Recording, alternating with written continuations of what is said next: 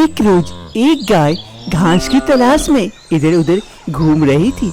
उसे काफी भूख लगी थी, लेकिन हर जगह घास नहीं मिल रही थी। अभी सूखा पड़ने वाला था, जिस कारण से हर जगह घास मर चुकी थी। इसीलिए वो इधर उधर घूम रही थी और अच्छी घास की तलाश कर रही थी। अरे यहाँ तो कोई घास नहीं है, मैं क्या खाऊंगी? थोड़ा सा आगे जाके देखती हूँ, शायद घास मिल जाए। फिर वो गाय थोड़ी आगे आती है और देखती है कि कुछ जानवर सूखे सूखे घास खा रहे हैं। वो भी उनके पास जाती है। अरे तुम लोग ये सूखे सूखे घास क्यों खा रहे हो? हरी भरी घास कहीं नहीं है जंगल में। अरे नहीं है गाय बहन, इसीलिए तो ये सूखे घास से पेट भरना पड़ रहा है, वरना कौन खाता ये सूखा सूखा घास। इस गाय का मन नहीं मानता है और वो सूखा घास छोड़कर और थोड़ी सी आगे जाती है। फिर वो गाय धीरे धीरे आगे बढ़कर एक जगह देखती है, काफी अच्छा और हरी भरी घासें हैं। वो गाय खुश हो जाती है और घासों का मजा लेने लगती है। अरे कितने मजेदार मजेदार घास है, उन जानवरों को पता ही नहीं है कि कहाँ घास मिलती है। पर आई सूखी सूखी घास खाने वाले, हम तो यही खाएंगे, हरी भरी घासें। फिर वो गाय घास खाते खाते धीरे धीरे आगे बढ़ते जाती है। उसको कुछ पता ही नहीं चलता है और आगे और भी अच्छे अच्छे घासें मिल रही थी। एक चीता प्रेग्नेंट थी और काफी भूखी भी थी, अपनी गुफा में बैठी हुई थी। अरे काफी भूख लगी है, क्या किया जाए? ऐसे भी मैं माँ बनने वाली हूँ और कहीं जा भी नहीं सकती शिकार करने के लिए। अगर शिकार नहीं करूँगी तो ऐसे ही मर जाऊँगी। मेरा पेट में बच्चा पल रहा है, वो भी मर जाएगा। शिकार तो करना ही पड़ेगा। चीता यही सोच रही थी कि तभी उसे कुछ गंध आती है। अरे लग रहा है अगल बगल कोई जानवर आया है, जाती हूँ। अगर शिकार कर पाई तो बहुत बढ़िया होगा, जाके देखती हूँ। फिर प्रेग्नेंट चीता धीरे धीरे गुफा से बाहर निकलती है। वो गाय घास खाते खाते कब चीता के इलाके में पहुंच जाती है, उसे खुद पता नहीं चलता है और वो आराम से घास खाए जा रही थी। तभी वो गर्भवती माँ चीता गुफा से बाहर आती है और देखती है सामने गाय है। वो खुश हो जाती है। अरे वाह, ये तो बड़ा सा जानवर है। अगर मैं इसे मार पाई तो 2-3 दिनों तक शिकार करने की कोई आवश्यकता नहीं पड़ेगी। चल चीता, जाके इसे मार डालते हैं। गाय इधर घास खाने में मगन थी, तभी चीता गाय के सामने आ जाती है और एक जोरदार दहाड़ मारती है। गाय काफी डर जाती है और चीता को देखकर तुरंत कहने लगती है, अरे अरे मैं कहाँ आ गई? अरे यहाँ मैं कैसे आ गई? अरे चीता बहन मुझे छोड़ दो, मुझे मत मारो, मुझे मत मारो, मुझे छोड़ दो। मैं गलती से यहाँ आ गई हूँ और कभी नहीं आऊंगी। अरे यहाँ गलती से ही सब कोई आता है, जानबूझ के कोई नहीं आता। और मैं काफी भूखी हूँ, मैं तुम्हें छोड़ नहीं सकती। मैं ऐसे भी माँ बनने वाली हूँ, मुझे भूख बहुत ज्यादा लगती है। अब मैं तुझे मार कर अपनी भूख मिटाऊंगी। अरे चीता बहन, माँ तो मैं भी बनने वाली हूँ, मैं भी गर्भवती हूँ, मुझे छोड़ दो प्लीज, मुझे मत मारो। क्या तू भी गर्भवती है मेरे तरह? चीता को गाय की ये दशा देखकर काफी दया आ जाती है कि वो भी गर्भवती है। चीता को अब समझ में नहीं आ रहा था कि वो क्या करे, इसे मारे या छोड़ दे। तभी एक निर्णय लेती है। ठीक है गाय, तू गर्भवती है, तू बच्चे की माँ बनने वाली है और मुझे पता है माँ बनना क्या होता है। तू जा, मैं तुझे छोड़ देता हूँ, अगली बार से यहाँ मत आना। और ये कहते हुए वो चीता वापस से अपनी गुफा की ओर चल देती है और ये गाय भी वापस अपने घर की ओर चली जाती है। कुछ महीने बाद वो चीता अपने बच्चे को जन्म देने के बाद मर जाती है। बच्चा जोर जोर से रो रहा होता है। Mummy, mummy. एक रोज गाय और उसका बच्चा दोनों उस गुफा के नजदीक से गुजर रहे थे, तभी उसे कुछ आवाजें सुनाई देती है।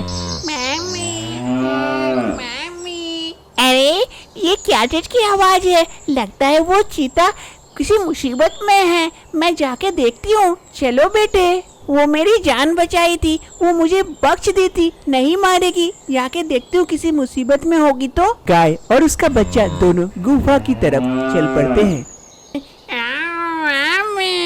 गाय चीता के बच्चे की आवाज सुनकर जल्दी से गुफा के अंदर आती है और आकर देखती है कि चीता माँ मर गई है और उसका बच्चा वहीं बैठकर रो रहा है। तभी गाय उस बच्चे के पास जाती है और उससे कहती है, अरे बच्चे, रोने की आवश्यकता नहीं है। तुम्हारी माँ ने कहा है तुम्हें मेरे साथ रहने के लिए। चलो मेरे साथ रहना अब से।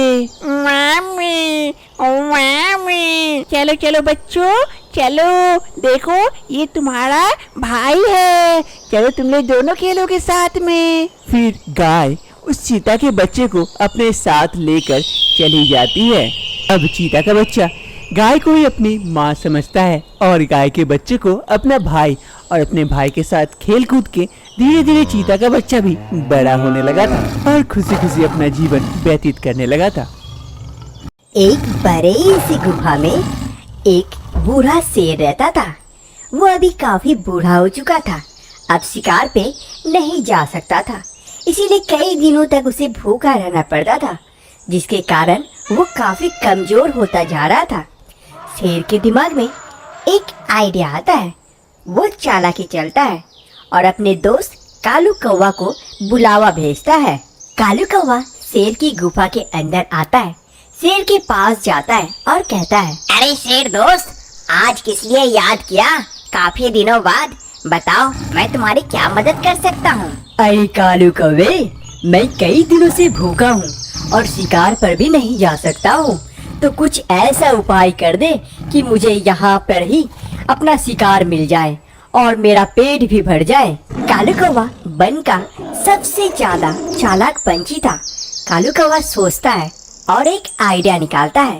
देख शेर दोस्त, मैं ना एक काम करता हूँ, एक एक जानवर को तेरे पास भेजता हूँ, तू उसे खाकर अपना पेट भर लेना। बस चालाकी से खाना, उसका कुछ भी इधर उधर अंश नहीं गिरना चाहिए, सफा चट करके खाना। बहुत बहुत मेहरबानी कालू कौवे।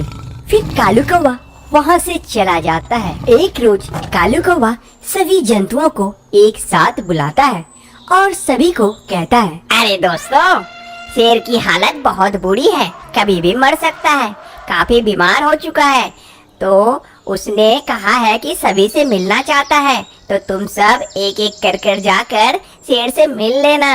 अरे कौवे, शेर को क्या हो गया अचानक? कल तक तो सही था। हाँ, अच्छा भला शेर क्या हो गया उसे? अरे उसे काफी गंभीर बीमारी हो गई है, तुम सब जाकर उससे एक बार लास्ट में मिल लेना, क्या पता कल देख पाए या ना पाए। फिर कालू कौवा वहाँ से चला जाता है और इधर हाथी, ऊंट, गाय और हिरन सभी एक दूसरे से बात करते हैं। हाँ, ऐसे भी शेर काफी बूढ़ा हो चुका था, हो सकता है उसको तबीयत काफी बिगड़ गई हो, हम सबको जाकर एक बार करके भेंट कर लेना चाहिए इससे। हाँ हाथी भाई, सही कह रहे हैं आप। वहाँ दूर बैठा चालाक बंदर भी ये सब बातें सुन रहा था। बूढ़ा शेर अपनी गुफा में अपनी शिकार का इंतजार करते हुए बैठा हुआ था। तभी हिरन का एक बच्चा वहाँ आता है और कहता है, अरे शेर भाई, शेर भाई। अरे कौन हो तुम? मुझे ठीक से दिखाई नहीं दे रहा है, थोड़ा नजदीक आओ। मेरी बूढ़ी नजरें अब कमजोर हो गई है, जरा यहाँ आओ, तब मैं तुम्हें ठीक से देख पाऊंगा। ठीक है शेर भाई, मैं अभी आती हूँ आपके पास। फिर हिरन का बच्चा शेर के नजदीक जाती है और शेर से कहती है, शेर भाई, मैं नजदीक आ गई। अरे मैं तो इसी मौके का तलाश में था, अब आ जाओ, मेरे पेट में जाओ। शेर उस हिरन के बच्चे को अपने मुंह में दबा लेता है और उसे मार डालता है और अपनी भूख मिटाता है। अब ये सिलसिला हर रोज चलता है। जो कोई भी जानवर शेर से मिलने आते, शेर उसे मार कर खा जाता था। एक रोज शेर गुफा में बैठकर अपने शिकार का इंतजार कर रहा होता है। तभी चालाक बंदर आता है शेर से मिलने के लिए। अरे शेर भाई, कहाँ हो आप? शेर को बंदर की आवाज सुनाई दे देती है। शेर तुरंत कहता है, अरे और एक शिकार आ गया, अरे कौन हो तुम?